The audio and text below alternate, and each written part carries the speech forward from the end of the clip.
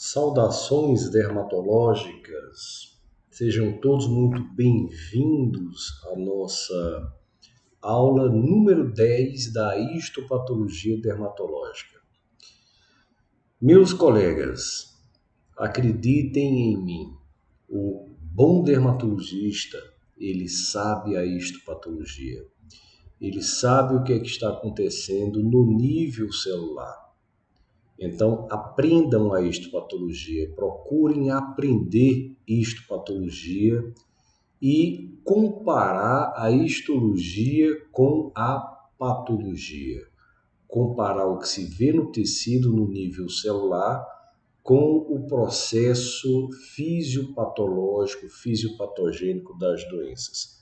Isso nos engrandece muito, nos faz chegar a um outro patamar dentro da dermatologia. O Colégio Brasileiro de Medicina e Saúde, em um esforço inédito, tem providenciado as aulas de histopatologia para seus pós-graduandos e para os seus parceiros. Então é importante que nós saibamos que o esforço para a produção desses títulos, o esforço para a produção dessas aulas é inédito, é a única pós-graduação do Brasil que oferta o número de cursos facultativos que oferecemos, opcionais, e nós, é claro, sempre entendemos que, por mais que sejam facultativos e opcionais, serão muito bem aproveitados pelos nossos pós-graduandos, pelos nossos alunos, no seu processo de formação e de engrandecimento na carreira. Então, sejam mais uma vez muito bem-vindos. O CBMS se esforça muito por vocês. A única coisa que cobramos é que vocês também se esforcem por vocês. Sejam os melhores dermatologistas que vocês podem ser.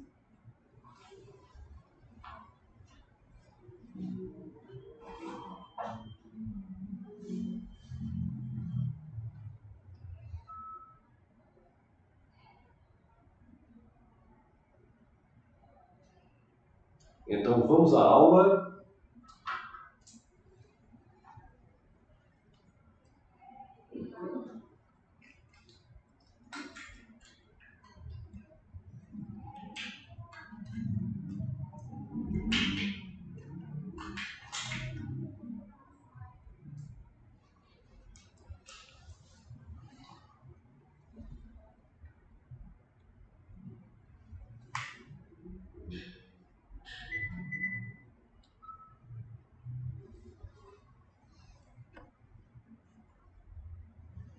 Lembrando que nós fazemos o acompanhamento da histopatologia de pele de Liver, Manual e Atlas.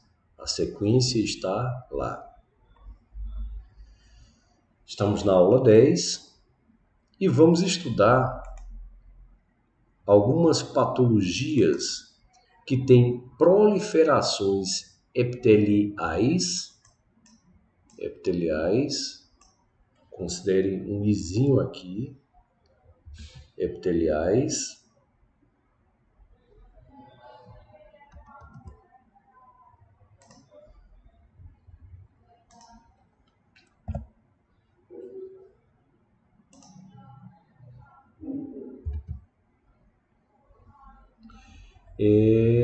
Glandulares. E então temos células atípicas grandes. É muito comum a gente ver nessas proliferações células grandes, células com núcleo escuro grande e células com citoplasma grande, claro, e com diferenciação glandular. Então a primeira doença que vamos estudar é a doença de Paget, ou como alguns gostam de chamar, a doença de Paget. A doença de Paget. Então, o início da lesão cutânea na doença de Paget se dá no mamilo, tá? No mamilo.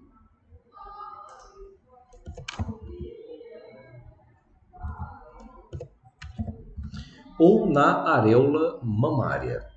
Então, essa doença, na realidade, ela não é uma patologia que nasce na pele, mas o início dela na pele, ou seja, o seu início na região, vai acontecer na pele do mamilo ou na pele da areola mamária.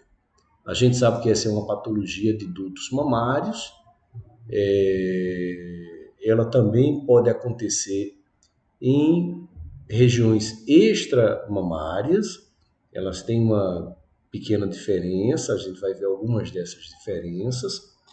E a partir desse duto, as células chegam à pele e começam a crescer, a princípio de forma esparsa, mas posteriormente causando inclusive compressão dos queratinócitos. Então, o crescimento dessa patologia é um crescimento lento. É uma lesão que é, em geral, eritematosa, às vezes com pequenas ulcerações, retrações que acometem mamilo e areola mamária. A princípio, eles parecem muito com dermatites de contato, contudo, pela sua característica unilateral, de certa maneira, terminam por afastar o contato, visto que os dois mamilos normalmente terão os mesmos contatos. Então, por que um faria inflamação e o outro não faria inflamação? Então, a gente tem uma área eritematosa e essa área eritematosa tem limites claros, obviamente, acometendo mamilos e acometendo a areola mamária na doença de Paget mamária, ou doença de Paget mamária. Aparece com leve infiltração, então a gente às vezes vê até uma certa formação em placa dessa área eritematosa. Pode estar associado à descamação, à exudação e ao encrustamento, que seria o ressecamento dessa união de descamação com exudação. Então faz um encrustamento na região. Então, o mamilo pode estar retraído, o mamilo pode estar ulcerado e é muito comum que haja, de forma ou de maneira subjacente, um carcinoma mamário. A gente vê, obviamente, pela questão da formação, esse carcinoma mamário na doença de Paget mamária, mas na doença de Paget extramamária nós não temos tanto esse tipo de acometimento de carcinoma mamário. Então aqui nós observamos um mamilo e uma areola acometidos por um processo eritematoso. A gente nota uma certa infiltração, tanto é que o mamilo ele perdeu a sua distinção, digamos assim, em relação à areola. A gente vê que o processo é mais ou menos limitado e é unilateral. Aqui nós temos uma lesão que até poupa o mamilo, mas acomete a areola de uma forma irregular. Contudo, nós sabemos de uma forma certeira onde as lesões começam e onde as lesões terminam. Em quase toda a lesão é fácil você distinguir essa situação. Então aqui o mamilo está livre, mas a areola foi acometida. E nós vemos, né, esse encrustamento que referencia descamação com exudação. Então a lesão também parece ser um pouco infiltrada em alguns pontos, tendo ali uma aparência clínica, macroscópica, de um processo liquenificado, talvez por essa infiltração. Aqui nós temos parte do mamilo acometido, até com formação de úlcera, crosta, e claramente observamos um processo inflamatório, uma região eritematosa, que aqui a gente até vê outras lesões à distância que podem ter relação com o quadro. Aqui uma doença de Paget extramamária na região inguinal.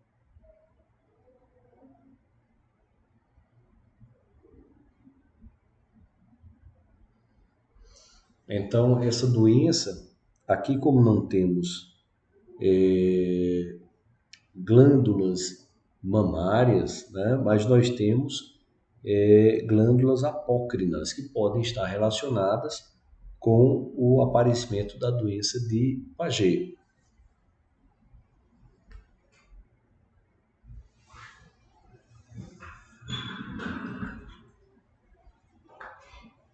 Então, aqui na região inguinal de um paciente masculino,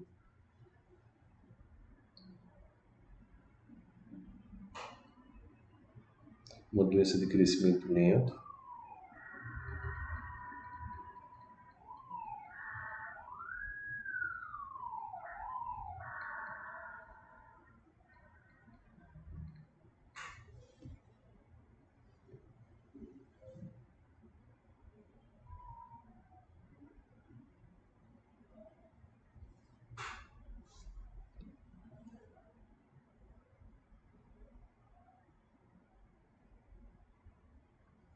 Então, essa é uma patologia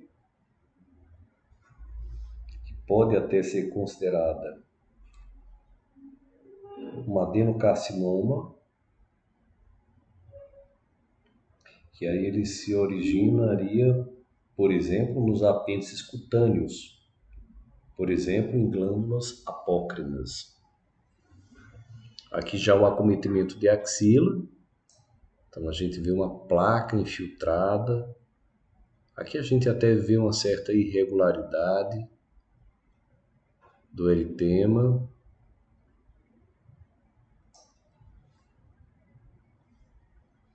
Aqui nós vimos os bordos bem visíveis, até parecendo, fazendo diagnóstico diferencial clínico com a doença de Bowman. A doença de Bowman, como a gente sabe, é um carcinoma espinocelular in situ. Aqui lesões pouco características de doença de Bowman, aliás, de doença de Paget ou Paget.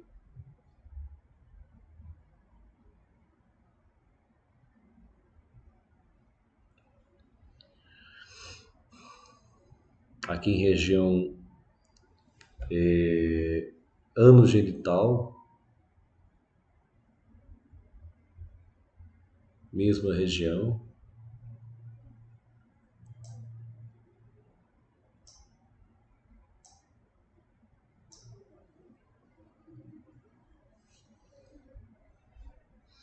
Mesma região.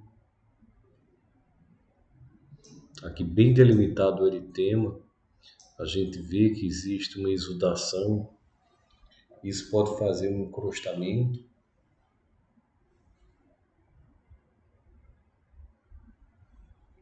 Então, em termos histológicos,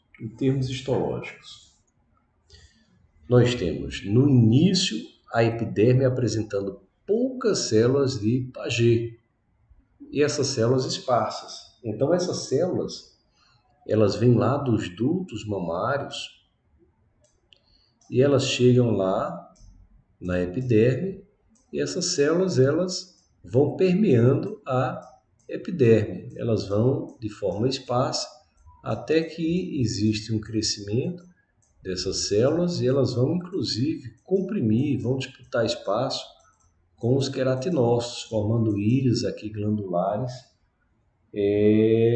o que caracteriza essa histologia da doença de Paget. Então, as células, elas a princípio são bem arredondadas, são grandes, elas não têm pontes intercelulares, o núcleo e o citoplasma são grandes e o citoplasma é muito claro. Então, essa célula é grande, núcleo grande, nós podemos ter esse citoplasma bem claro, o núcleo ele é escuro e grande e não temos pontes intercelulares. Então aqui nós temos essa belíssima fotografia de uma lâmina, de uma histopatologia, onde nós encontramos essas células grandes, né? Estão esparsas ainda na epiderme, mas a gente já consegue observar que são células diferentes. Células com núcleo grande, célula com o citoplasma também grande.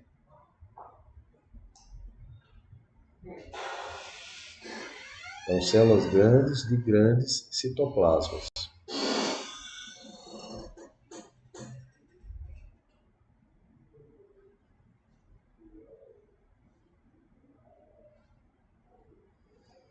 Então, observamos aqui a camada córnea, que em alguns pontos até vemos umas paraceratoses, mas aqui aparece uma ortoceratose compacta, bem regular. A própria epiderme ainda, ela mantém a sua polarização com células basais cilíndricas, células espinhosas, poliédricas, camada granulosa com células fusiformes e a camada córnea com células sem núcleos. Aqui observamos na derme também um infiltrado inflamatório, pouco expressivo. Nós temos vasos repletos de hemácias.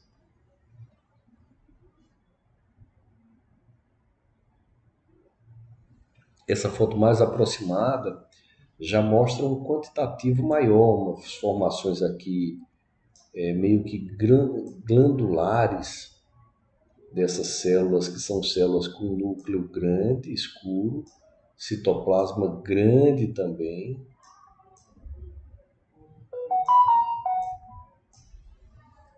Aqui nós já notamos que existe uma desorganização em relação a essa fotografia, onde nós temos uma distribuição mais compacta das células queratinocíticas. Essas células são rechaçadas à periferia, sofrem concorrência das células de Paget e perdem espaço dentro da epiderme.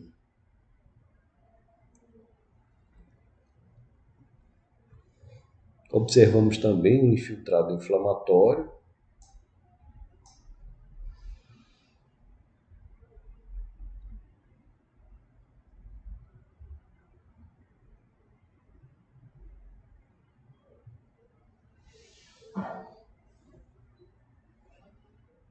Aqui vemos esse infiltrado inflamatório.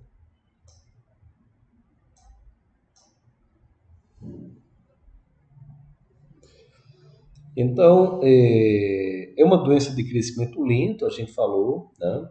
Mas com o crescimento, essas células elas terminam por comprimir as células queratinocíticas. Então, é comum que a gente veja uma competição por espaço dessas duas células. E a depender do crescimento, do tamanho do crescimento, as doenças de Paget vão comprimir as células queratinocíticas. Então, pontos importantes em relação a Paget elas são in situ, ou seja, elas não invadem a derme, a parte da epiderme, mas elas penetram nos folículos pilosos, porque elas estão na epiderme. E esses folículos pilosos, eles terminam por ofertar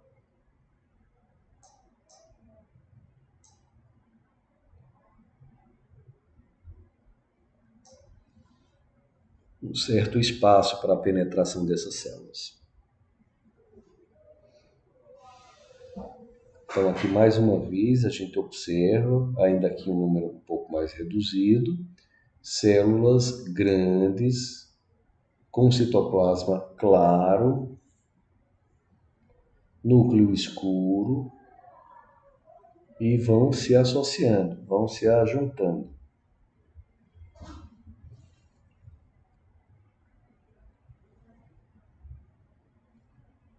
A patologia respeita a zona de membrana basal, então não existe penetração. Aqui já vimos um infiltrado inflamatório mais importante. E a célula, ela realmente é bem distinta da célula queratinocítica, célula de citoplasma claro, núcleo grande.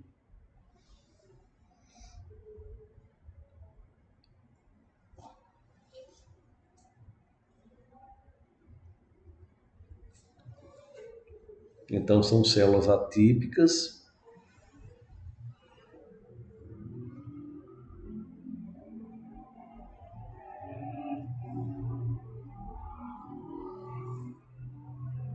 Células grandes, núcleos grandes, citoplasmas grandes.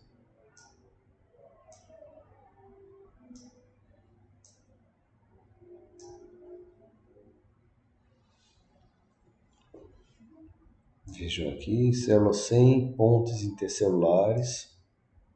Elas vão se soltando das outras células e delas próprias.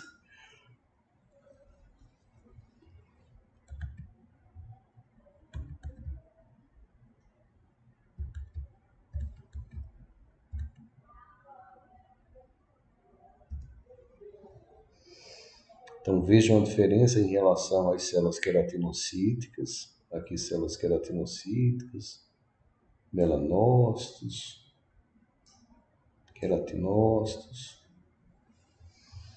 células cuboidais da camada basal, células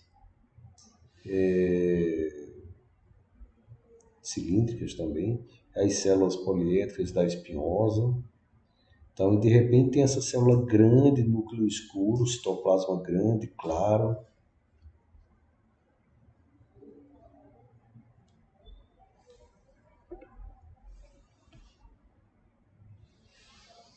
E a formação, inclusive, né, que a gente aponta lá no início, a formação tanto em estruturas simples, né, das células neoplásicas de Paget, e também essa formação aqui glandular. É possível que exista essa formação glandular das células de Paget. Belíssima fotografia também. Então, essa doença de Paget, ela tem alguns diagnósticos diferenciais importantes.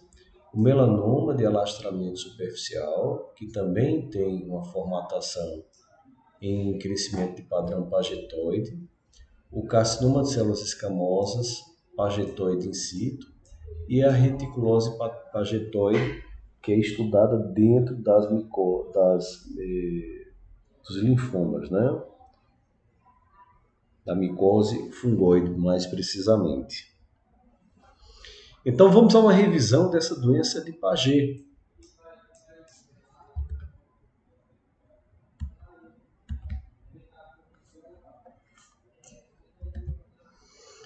Então ela tem uma epiderme normal ou irregularmente espessada, isso em termos de espessura. Ela apresenta essas células grandes com citoplasmas grandes e claros, com núcleos grandes. Essas células neoplásicas grandes mostram palidez no seu citoplasma, às vezes com vacúolos de mucina, e isso nos faz lembrar da coloração pelo PAS, que avalia as glicoproteínas. Então ele também consegue ver, por causa disso, ele consegue ver a mucina intracelular, que é composta aí por glicoproteínas. Em geral, essas células apresentam núcleos grandes e hipercromáticos. Dentro desse núcleo é comum também se observar nucleolos em aumentos maiores, nucleolos proeminentes, e o importante aqui é lembrar do padrão pagetoide, que é imitado por outras patologias, né? Outras patologias também trazem esse padrão de crescimento pagetoide. Se não, vejamos. Vamos observar aqui nesse adendo algumas dos diagnósticos diferenciais que a gente pode observar dentro dessa semelhança com a doença de Paget. Então, o melanoma de crescimento radial, melanoma de crescimento extensivo lateral, né? Extensivo radial ou extensivo superficial. É aquele melanoma que cresce sem fazer invasão. É o melanoma in situ. A gente tem essa patologia com um crescimento aí muito lento, às vezes chegando a 4, 5, 6 anos antes de fazer o rompimento da zona de membrana basal. Então vejamos que esse melanoma ele também apresenta células que são células derivadas dos melanócitos, não são células derivadas das glândulas mamárias, né? Quer dizer, dos dutos mamários, nem das glândulas apócrinas. São derivados dos melanócitos, mas também podem fazer esse tipo de célula grande, com um citoplasma grande e claro, e formando esses ninhos, né? Ou seja, com esse crescimento pagetoide. Outra patologia que também pode ter semelhança com a doença de Paget é o carcinoma de células escamosas pagetoide. A gente encontra na doença de Bowen, a gente já falou ainda hoje sobre a doença de Bowen, a gente encontra esse tipo de carcinoma espinocelular in situ, que apresenta grandes células com citoplasmas claros, núcleos grandes, que podem dar esse padrão de crescimento pagetoide.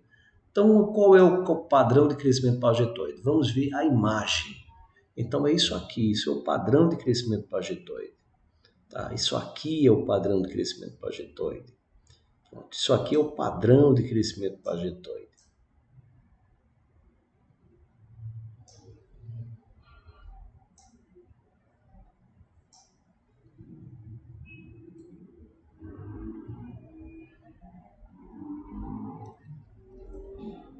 Padrão de crescimento pagetoide. Inclusive aqui com formação glandular desse padrão de formação.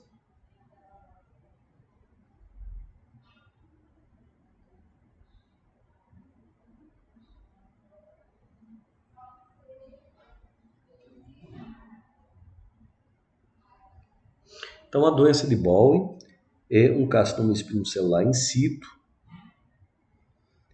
Não existe, já que ele é in situ, não existe a transgressão da zona de membrana basal, então isso é respeitado, e o crescimento dessa célula se dá na epiderme.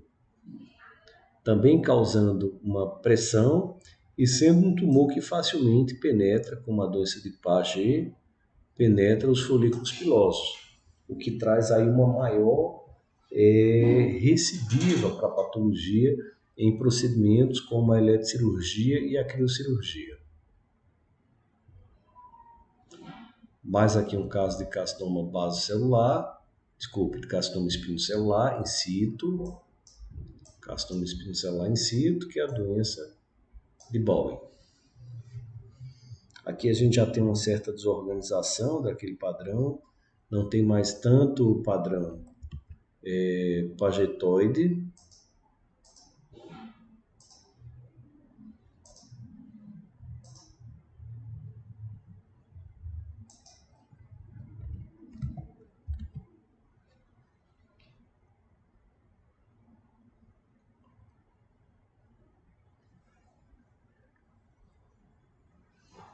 E aqui um outro diagnóstico diferencial, que é a reticulose pagetoide. Então, essa reticulose pagetoide, ela tem a ver com a micose fungoide, tem a ver com linfócitos atípicos que invadem a epiderme, linfócitos grandes, inclusive maiores que os linfócitos da derme, que conseguem invadir a epiderme e lá vão se proliferar. Então, é a reticulose pagetoide. Então, aqui a gente vê um infiltrado inflamatório muito importante, linfoesteostário, principalmente as coxas de linfócitos, e essas células elas vão se tornar atípicas e vão penetrar a epiderme.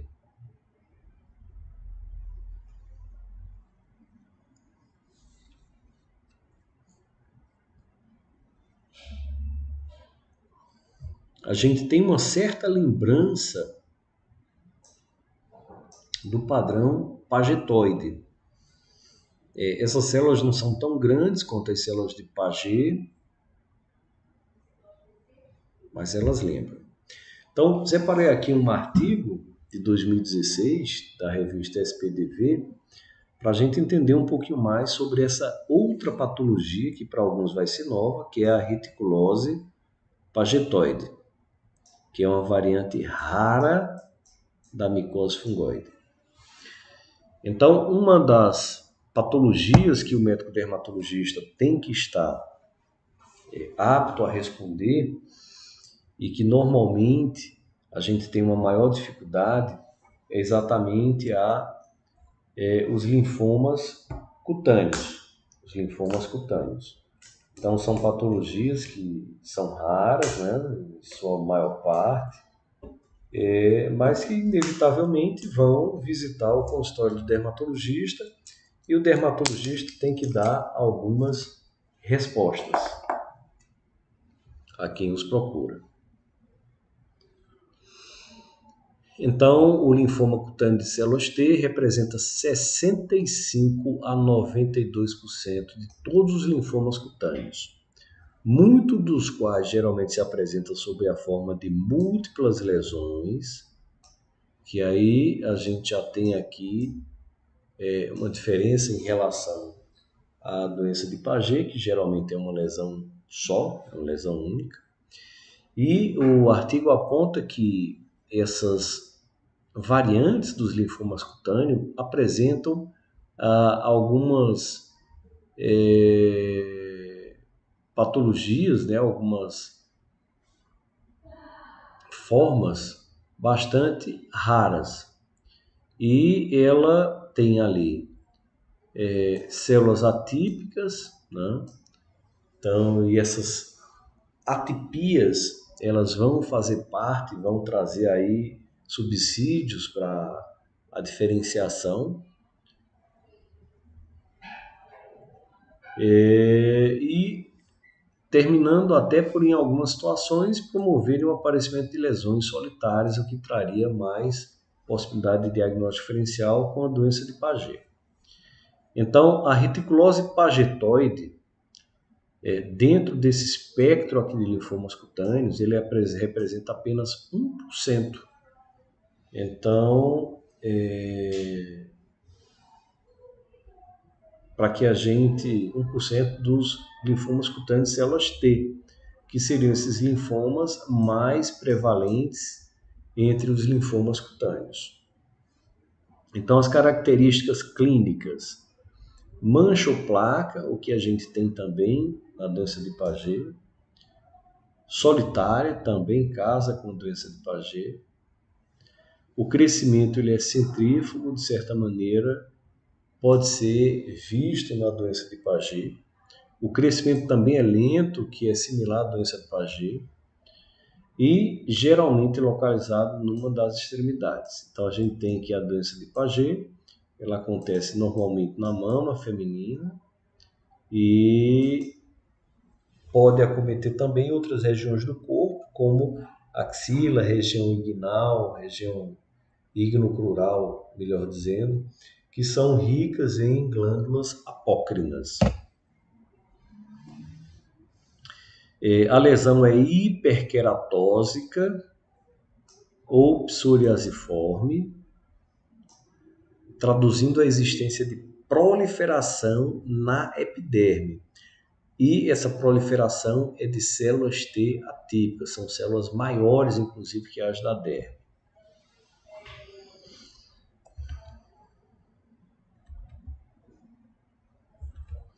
Então, o diagnóstico dessa reticulose pagetoide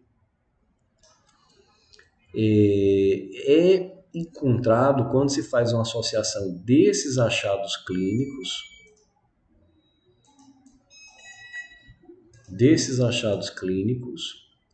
com os achados histopatológicos e com a imunohistoquímica.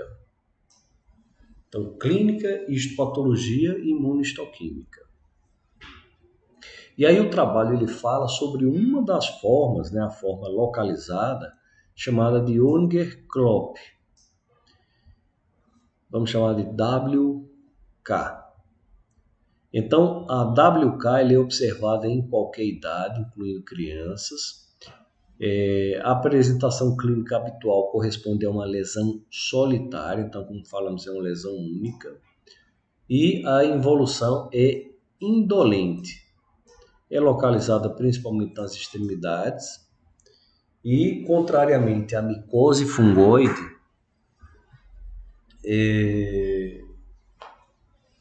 onde essas lesões elas não acontecem geralmente nas extremidades, sim no tronco, em áreas não fotoexpostas. É comum que a reticulose pagetoide permaneça sem diagnóstico ao longo de vários anos, exatamente por essa sua característica de não ter algo que a defina e a separe das outras patologias. É inclusive difícil de fazer o diagnóstico, necessitando desse apoio clínico, histológico, imunohistoquímico, para se ter o diagnóstico. Então, fora isso, é uma doença rara, então se pensa pouco nela.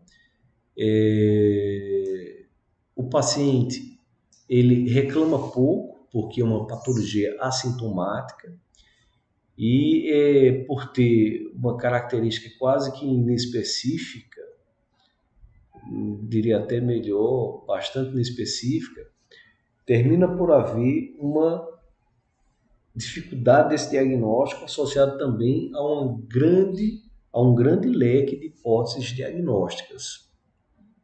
Então, por exemplo, o eczema, a psoríase, são patologias que fazem diagnóstico diferencial com a reticulose pagetoide. Então, em relação à micose fungoide, a gente viu que a micose fungoide geralmente pega o tronco, regiões não fotoexpostas. Já a reticulose pagetoide, ela acomete mais as extremidades e não teria então essa característica de estar presente em região de fotoproteção, né? Não que não possa estar, mas a micose fungoide estaria mais associada. Então, tem-se um epidermotropismo nas duas. Esse epidermotropismo é relacionado aos linfócitos. Esses linfócitos são linfócitos grandes, né? Linfócitos atípicos, e existe uma hiperqueratose marcada. Então, essa reticulose pagetoide, ela se deve, né, a uma semelhança entre a arquitetura celular, o epidermotropismo significativo e a apresentação dessas células atípicas. E isso é observado também no adenocarcinoma intraepidérmico da doença de Paget mamária. Então, daí a semelhança das patologias.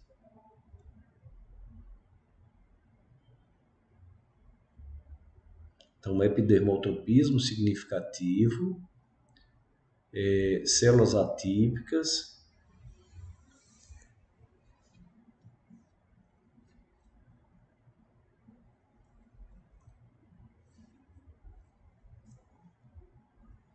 isso termina por trazer alguma dificuldade no diagnóstico. Contudo, no nível imunohistoquímico, você tem aí uma variação da positividade dos painéis.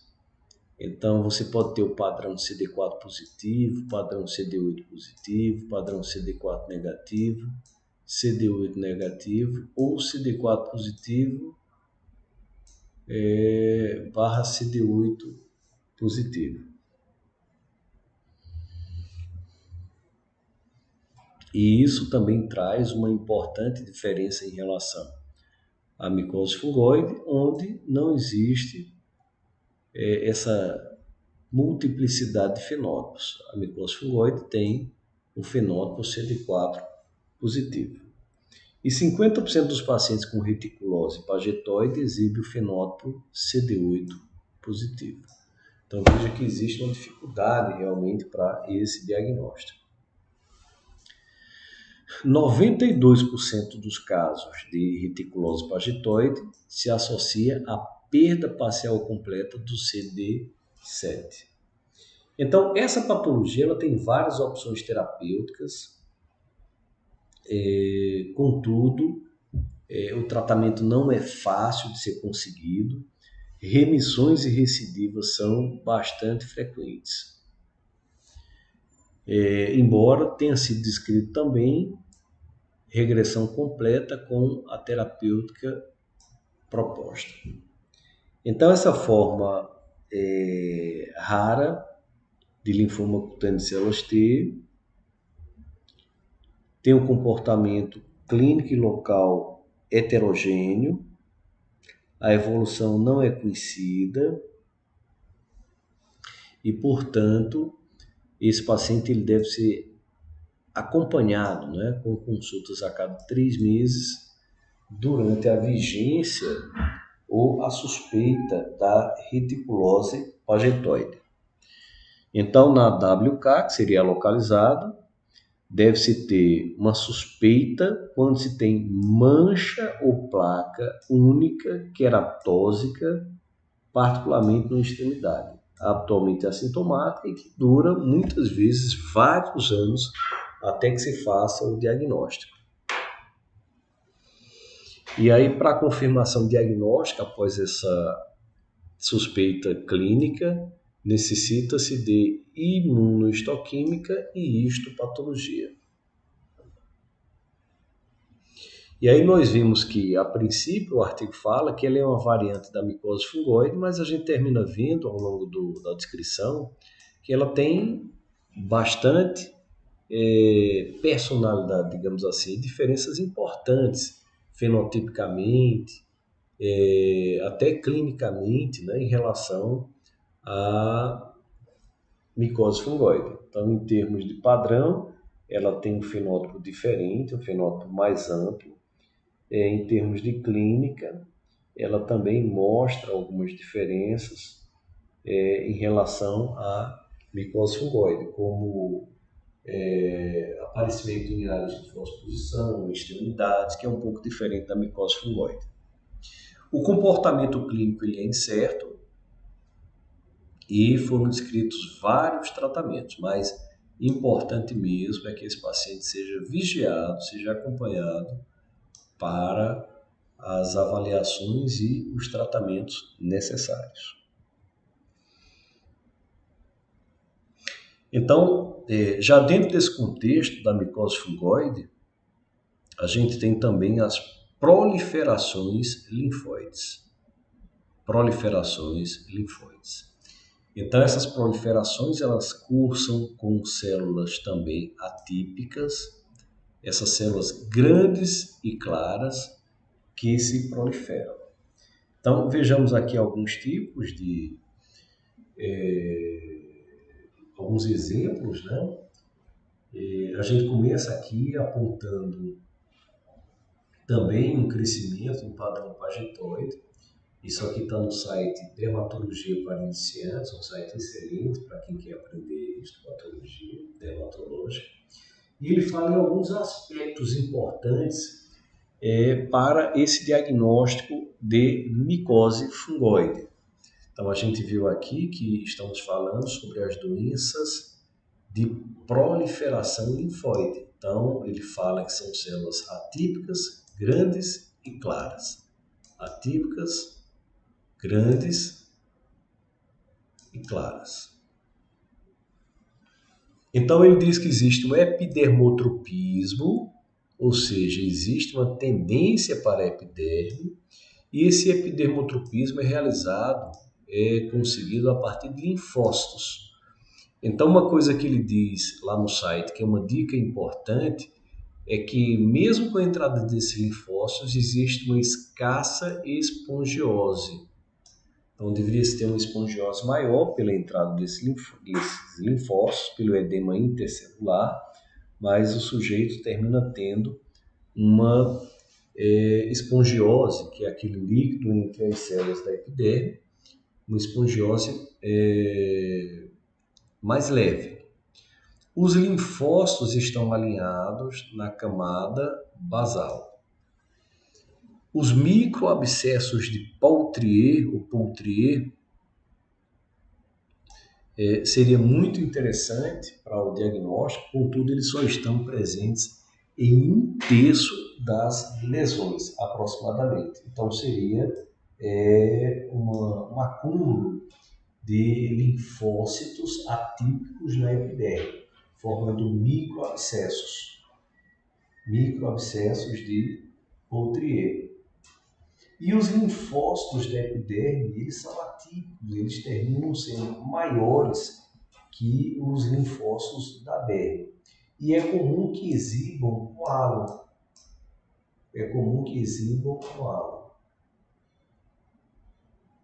Também podemos ver a fibroplasia da derme papilar, que também é característico da lesão. Então, aqui seriam 6 pontos interessantes para o diagnóstico de micose fungoide. Então, lembrando, inclusive, que muitas vezes nós escolhemos várias espécimes procurando encontrar exatamente isso. O epidermotropismo, os linfócitos alinhados da camada basal, os microabscessos de Poultrier. Então, a gente termina vendo aqui linfócitos, né? Essas células grandes com halo, né? Então, esse halo parece com aquele citoplasma grande, mas na realidade são halos. Então, veja que parece aquele padrão pagetoide, né? Com a formação desses microabscessos de Poultrier, que parece aquelas estruturas glandulares que a gente vê na doença de Paget.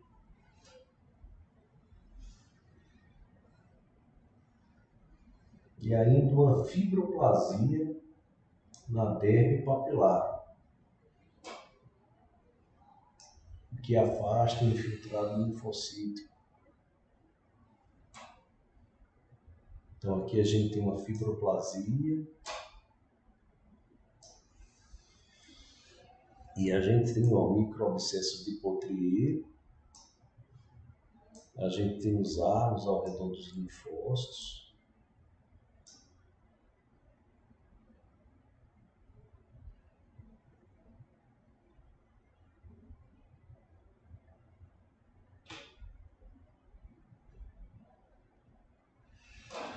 Então essas células que ascendem no padrão pagetoide,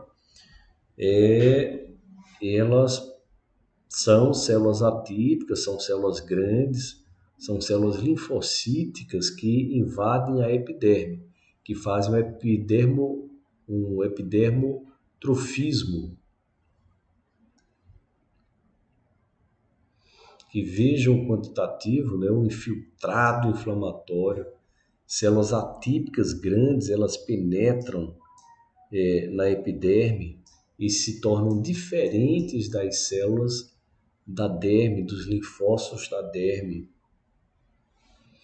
Então, esses linfócitos eles podem repousar a princípio sobre a camada basal, mas eles vão em direção à camada córnea. Então, os microabscessos de Potrier. Então, vejam esses linfócitos, células diferentes dos queratinócitos. Então, são células com os núcleos um pouco menores, mas são células similares em termos de tamanho aos queratinócitos.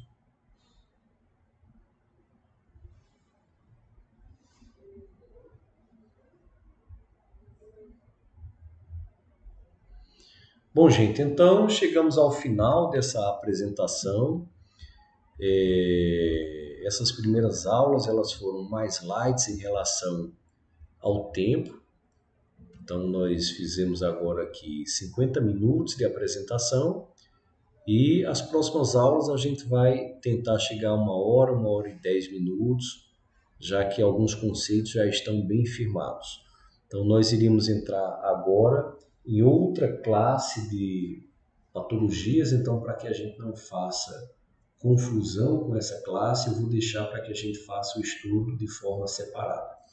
Então, espero vocês na próxima semana, lembrando que a histopatologia dermatológica é algo muito importante para um dermatologista e o CBMS, o Colégio Brasileiro de Medicina e Saúde, se esforça por fazer com que haja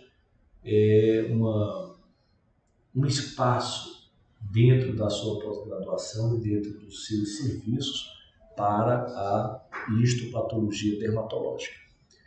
Então, saudações dermatológicas, meu nome é Tiago Gondim, eu sou médico dermatologista, sou mestre em patologia e por hora me despeço.